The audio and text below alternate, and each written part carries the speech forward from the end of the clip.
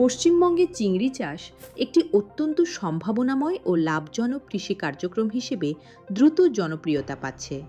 বিশেষ করে পূর্ব মেদিনীপুর, উত্তর ও দক্ষিণ ২৪ পরগনা জেলাগুলিতে খারাপ মাটির জমি এবং লবণাক্ত জলের উপস্থিতি চিংড়ি চাষের জন্য আদর্শ পরিবেশ তৈরি করেছে।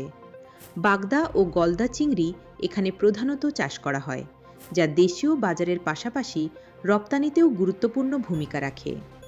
সঠিক পদ্ধতিতে জলমান নিয়ন্ত্রণ, উন্নত মানের পোনা নির্বাচন, সুষম খাদ্য প্রয়োগ এবং রোগ ব্যবস্থাপনার মাধ্যমে চাষিরা ভালো উৎপাদন ও লাভ অর্জন করতে পারেন।